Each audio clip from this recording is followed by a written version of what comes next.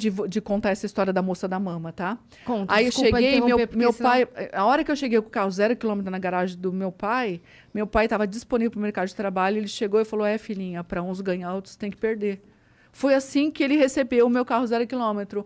Para uns ganhar, outros têm que perder. Ou seja, eu tive que perder para você sobressair. Ele acreditava nisso. Uhum.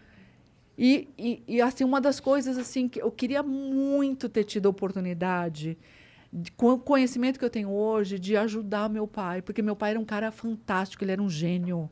Meu pai era uma biblioteca ambulante. Meu pai, ele tinha uma comunicação, uma habilidade de comunicação.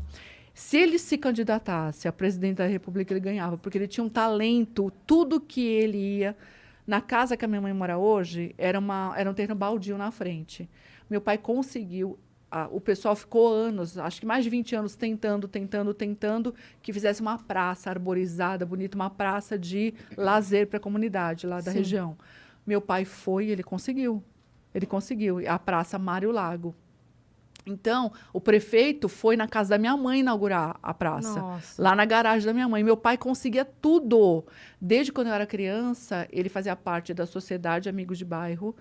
Ele arrecadava nas empresas brinquedos, carrinho, boneca da garagem. Ele abria a garagem da nossa casa todo ano, no Dia das Crianças e Natal. A gente abria a garagem, aí vinha a comunidade da favela, fazia fila e ganhava todas as crianças. Menino ganhava carrinho, ganhava boneca, as crianças. Eu vivi isso. Meu pai sempre foi um cara generoso, mas ele era extremamente negativo. Ele não tinha, ele era uma biblioteca, ele tinha muito conhecimento, tudo que eu precisava saber de história, tudo. Ele lia muito jornal, mas ele lia tudo do jornal, e ele ia lá, ler a página policial. Aí ele tinha uma mania de ir lá também no obituário para encontrar algum amigo que tinha morrido, ou seja, a conexão dele sempre estava com algo que não era legal. A energia é totalmente ligada a isso, né? A coisas que não eram legais. E ele criou muita coisa que não foi legal, inclusive doença para ele, que foi o que acabou levando ele, Se né, ele para outra soubesse o dimensão. poder que ele tinha, né? Se ele usasse a inteligência dele para criar, porque o poder que ele tinha, ele criou muita coisa que não foi legal para ele, muita coisa. E para a gente também, porque a gente viveu assim dificuldade financeira da gente chegar no fundo do poço, de precisar que as pessoas fizessem cesta básica e viesse doar para a gente. Porque chegou um momento da nossa vida que a gente ficou assim, todo mundo disponível para o mercado de trabalho. Todo mundo. Não entrava um tostão na minha casa. E o meu pai era a zebra ambulante, que ele ainda tinha um carro que ele tinha acabado de comprar, que era um consórcio que ele tinha sido premiado no consórcio, contemplado. Aí ele foi no enterro de um amigo, um vizinho que morreu, na vinda, deu perda total. Bateram no carro dele, deu perda total, não tinha seguro. Até isso ele perdeu. Então a gente vivia, sabe aquele monte de perda na vida? E a gente achava, aí a gente chamou um padre para benzer, porque meus pais eram muito católicos.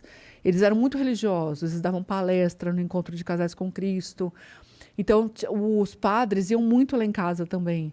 E a gente chamava os padres para benzer a nossa casa, porque a gente acreditava que tinham feito macumba para a gente. Um mau agouro. Assim. A gente não tinha o conhecimento de que a macumba era a gente que estava fazendo, com a nossa reclamação, com o jeito de olhar tudo que estava dando errado. Estavam praguejando a própria vida. A gente olhava tudo. Aí a minha avó morreu, foi a primeira perda que teve na minha família. Aí a gente só olhava para aquela perda. E aí, quanto mais você se sente um perdedor, quanto mais você se sente injustiçado pela vida, mais você se torna um imã de injustiça. Mais você se torna um perdedor, mais você atrai perdas, porque você atrai aquilo que você está sentindo. O sentimento tem um poder fantástico, tem um poder de magnetizar coisas na sua vida. Então, não adianta, como eu estava contando, né? Quando eu me separei, eu desejava tudo de ruim acontecesse para o meu ex-marido, acontecia para mim. Por quê? Porque quem estava sentindo o ódio? Quem estava sentindo a raiva era eu. Eu estava tomando veneno, esperando ele morrer. Quem estava morrendo era eu. Quem estava atraindo as coisas negativas era eu. Então, a gente não tinha esse conhecimento de que a gente cria a realidade. E a gente, é aquela coisa, é mais fácil achar que o outro pôs macumba? É mais fácil achar que o outro está com inveja?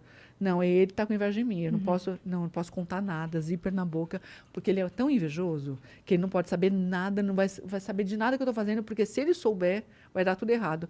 É mais fácil eu acreditar. Só que se eu acredito e eu dou o poder pro outro, é mais fácil, mas não muda a minha vida. Eu só mudo a minha vida a partir do momento que eu tenho consciência de que eu tô criando, de que se algo não tá legal na minha vida, eu criei. É difícil, pô, mas Beth, você não tem noção. Vem aqui ver minha situação, Beth. Eu não tenho dinheiro nem para comprar um leite para o meu filho, nem um pão para o meu filho. Eu criei isso. Não, mas você não quis criar. É inconsciente. 95% do que tem na sua mente inconsciente está criando coisas. Você está agindo no piloto automático, você nem sabe o que você está fazendo. Você está fazendo coisas que estão te levando para o precipício sem perceber. A gente estava assim. Mas era macumba que tinham feito, entendeu? Na nossa visão. E não adiantava nenhum padre benzer a nossa casa, porque a gente continuava atraindo desgraça. Entende? E a gente só começou a mudar mesmo a vida da gente quando uma amiga da minha mãe, que era vizinha, que na época frequentava uma religião, tinha se curado do câncer, e ela levou a minha mãe. E nessa religião, eu aprendi sobre gratidão. Essa pessoa me ensinou sobre gratidão. E ela ensinou porque conversando comigo, ela falou para mim, Beth, você tem que parar de olhar para tudo que não está dando certo, porque quanto mais você olha para tudo que não está dando certo, mais disso você cria. Agradece pela sua vida. E eu estava tão cega, tão cega, tão cega, que eu falei para ela, mas eu não tenho nada para agradecer. Nossa. Nada para agradecer. É difícil imaginar essa frase saindo da sua boca. É. Mas eu já falei. Pois é. Eu não tenho tão nada louco. para agradecer. Porque naquela época, o meu pai tinha feito uma dívida gigantesca impagável com a agiota. Não dava para pagar. Todo mundo disponível para o mercado de trabalho. Sua avó tinha falecido. Minha avó falecido. O meu avô estava com enfisema pulmonar. Meu avô fumava. Nossa, ele não parava de fumar, estava com enfisema pulmonar. Meu avô veio morar com a gente. A casa, assim, você entrava na cozinha da minha casa, você não conseguia abrir a cortina de fumaça, assim, que ele fumava o dia inteiro, para você PT no poder carro. enxergar meu avô. E não tinha como. Nossa. Não tinha como não. Ele tinha que deixar ele fumar, ele emendava um cigarro no outro.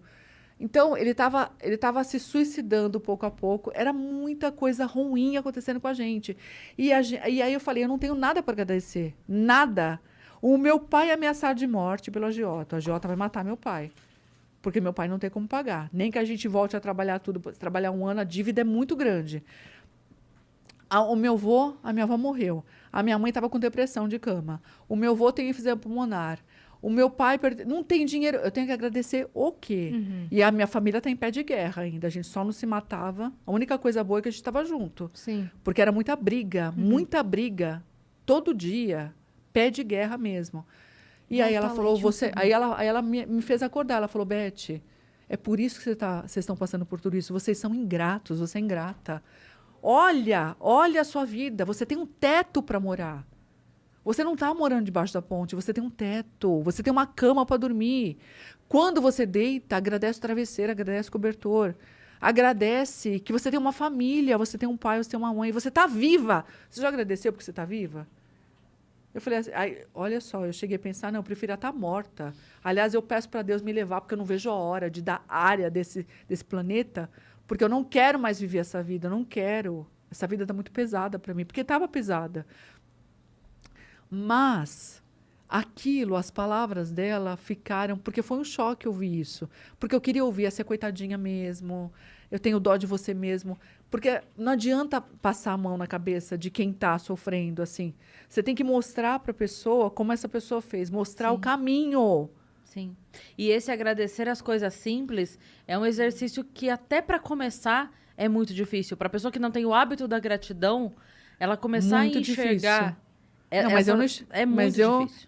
Eu mesma, Cris, não enxergava. Eu fazia da boca para fora. Eu comecei a fazer porque eu falei, puxa, se não é por acaso que ela falou isso para mim, eu vou pelo menos experimentar. Porque pelo menos eu sempre fui essa pessoa, eu sempre fui buscadora. Eu falei, tá, eu vou experimentar. Você Então eu permitiu... acordava, aí eu agradecia que o sol tá lá, eu agradeço o sol. Mas era tudo da boca para fora. Agradeço porque a cama, agradeço o travesseiro, agradeço ter uma coberta. Aí Aí o interessante é que eu comecei a perceber as coisas que eu tinha que eu não percebia. Aí, antes eu reclamava... Nossa, eu falo tanto isso nos stories, Beth. Eu falo, faça. Só começa. Começa a fazer. Eu falo assim, ó, escolhe 3 coisas. Isso. Acorde e agradece 3 coisas que você pensar. No começo é difícil achar as 3 muito coisas. difícil. É. E daí eu só falo assim, tenta no dia seguinte acrescentar uma. Uma. Isso. Agradece aquelas 3 e mais uma que você conseguir. Vai aumentando uma por dia. Quando você vê, você já tá olhando tudo. Você agradece até por se atrasar. Quando você percebe, Não é? quando você faz isso, você muda o seu olhar Essa semana, da vida. a minha mãe e minha irmã estavam saindo pra resolver um negócio. E aí a minha irmã foi ligar o carro de manhã, tava faltando aquele combustível da frente, sabe? Que a gente esquece de botar, né? Aí ela, aí teve que sair e tal, não sei o que, enfim, se atrasaram. Resolveram desmarcar o compromisso, marcar pra outro dia.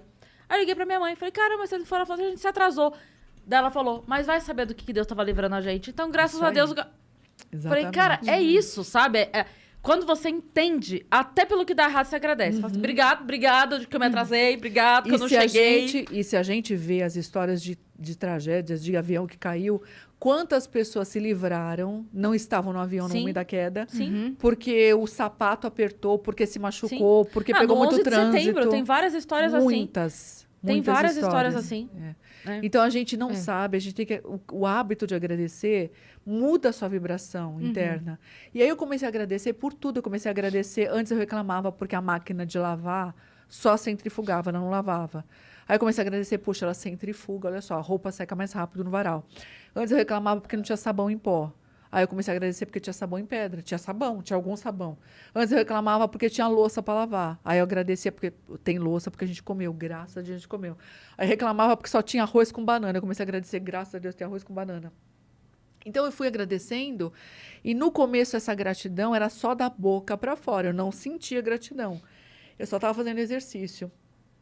E eu me surpreendi, porque chegou uma hora que eu comecei a sentir de verdade tanta gratidão que eu falei, meu Deus, como eu sou injusta. Eu comecei a pedir perdão para Deus por eu ter algo para pedir. Eu falei, não tenho nada para pedir, nada, eu só tenho que agradecer. Eu sou muito rica, eu sou abundante, eu tenho uma família, eu tenho vida, minha família tem saúde, tá todo mundo aqui saudável, graças a Deus, mesmo com tanta dificuldade. E eu comecei a sentir tanta gratidão até pelo agiota, que antes eu pedia para Deus matar o agiota, tá? Já cheguei a pedir. Deus, leva esse agiota embora, por favor, Deus, leva ele embora, esse homem vai acabar com meu pai. Aí eu comecei, falei, puxa, eu vou agradecer o agiota. Senti gratidão de verdade, ele emprestou dinheiro pra gente. No momento que a gente não tinha dinheiro para comprar comida, a gente comprou comida graças ao dinheiro dele. Eu comecei a enxergar e comecei a ter gratidão por ele. E aí, sabe o que aconteceu? Meu pai ganhou na loteria. Não acredito. Verdade. Não acredito. Meu pai ganhou na loteria. Meu pai, ele tinha o hábito de apostar. Nunca ganhou nada na vida. O meu avô, ele era um apostador nato. A gente vivia falando que ele só torrava o dinheiro da família. E o meu pai também. Só que o meu pai, quando eu mudei meu sentimento, quando eu passei a ter gratidão pelo meu pai, parei de criticar o meu pai. Comecei a agradecer a vida do meu pai. Porque, a gente estava... O dinheiro, ele faz isso também. A gente passa a olhar só o que não tem. Quanto mais você olha o que você não tem, menos você tem. Quanto mais você olha e agradece pelo grão de arroz que você tem. Por tudo. Ah, não tem garfo para comer? Eu estou comendo com a mão. Eu tenho mão, graças a Deus, eu tenho mão para comer. Obrigado pela mão que eu tenho. Eu tenho mão, eu tenho dedo. Meu Deus do céu, eu tenho perna. Eu posso andar, eu posso me mexer. Tem gente que está preso numa cama, que não pode se mexer. Coisas que eu não percebia. A consciência vai expandindo, você vai percebendo o que você não percebia. Eu fui percebendo tanta coisa que, de verdade, comecei a me sentir tão abundante. Eu comecei a me sentir tão rica. O dinheiro não tinha vindo, não. Mas eu me sentia rica. E é isso, o sentimento da riqueza veio primeiro. E aí depois meu pai ganhou na loteria. O sentimento da riqueza veio. A gente se sentia gratidão, me sentir transbordando, abundante, de verdade, abundante de saúde, abundante de paz, abundante de harmonia na família, abundante de vida. Era tanta coisa. De uma casa, a gente tinha perdido tudo, menos a casa. A gente tinha casa, a gente tinha onde morar. Isso sua família sabia que você estava praticando? Sabia. E ainda... Eles botavam fé, não? Botavam. Não, meu pai mais ou menos. Meu pai... Porque aí eu comecei a fazer essa prática da gratidão E como a minha mãe foi para uma outra religião, minha mãe saiu da católica, foi para uma outra religião. Meu pai começou a falar que a gente estava traindo Jesus Cristo. E ele não entendia. E eu falava, não, papa, a gente não está traindo Jesus Cristo. Jesus é um grande mestre, sempre vai ser. Inclusive, uma das coisas que eu mais amo e que mais me conectou com o Ho'oponopono é justamente que o Ho'oponopono é a prática de tudo que Jesus ensinou quando ele passou por aqui. Tudo. Né? O Ho'oponopono, ele faz as curas através de você abençoar tudo e todos. Através de você assumir a responsabilidade. Sinto muito, você assume a responsabilidade por tudo que está te acontecendo, como Jesus fazia. Quando ele estava lá nas multidões, ele curava alguém, e a pessoa se ajoelhava, falava, Jesus, gratidão, gratidão, você me curou. Ele falava, não, levanta, a sua fé te curou. Não fui eu, foi a sua fé. Porque muitas pessoas não eram curadas? Só eram curados aqueles que tinham fé, aqueles que acreditavam. Ele sempre deixou muito claro, o poder é seu, não é meu. A responsabilidade e aí é parece que é uma sua. punição, né? Parece tipo assim, eu só curo se você for do clubinho. Não, é porque não sou eu. Não é. Tá em você você. você Tá não em tem você. o poder, é de cada um. O poder está em mim. Eu acredito, eu tenho fé, vai acontecer a mágica comigo. E também o perdão, o ato de perdoar, como ele deixou, ele foi um mestre que ensinou muito perdão. Quando naquela passagem que iam apedrejar a adúltera, que ele pegou, ele não era aquele cara que batia de frente, ele era aquele cara que ele ensinava, fazendo a pessoa pensar. Ah, vocês querem apedrejar? Então tá, pode apedrejar. Mas atira a primeira pedra quem nunca pecou. Se tem alguém aqui que nunca errou, pode tacar. Ninguém tacava. Quem nunca errou na vida? Então é isso. Ele ensinava as pessoas a terem consciência. Então ele ensinou muito perdão.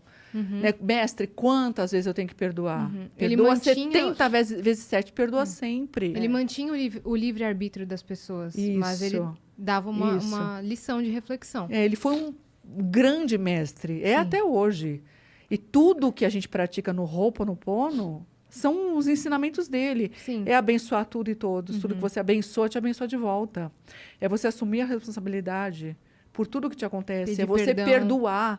perdoar você, inclusive. Não é só perdoar o outro. Sim. Porque muitas pessoas não se perdoam. Eu errei, eu quero me punir, eu quero me castigar, entendeu? Eu não vou me perdoar, não. Eu sou culpada, minha família está nessa situação por minha causa. Só que essa culpa que você leva, se você não se perdoar, se você não limpar essa culpa vai te levar para o buraco. Você não vai mudar a sua vida. Porque o sentimento de culpa é muito pesado. É um sentimento desagradável. Tudo que você sente, tem uma frase que eu gosto muito, que é quanto melhor você se sente, mais você permite que a mágica aconteça. E sentir culpa não é legal, não é sentir melhor. É um desconforto muito grande. E o nosso GPS interno, que direciona e mostra quando você está no caminho ou não, é o sentimento. Sentiu culpa é uma coisa muito ruim, é um aperto, é desagradável. Perdoa você. Por isso que é importante fazer o Ho'oponopono mágico para a gente, com o nosso primeiro nome e o apelido todo dia. Para a gente se perdoar, para a gente limpar aquilo que a gente tem que limpar, que desconectou a gente do amor que a gente é, que conectou a gente ao medo, a tudo que não é legal, que a gente se identificou nessa experiência humana que a gente está vivendo, né? E aí também tem a gratidão, como Jesus falava, a tudo dai graças.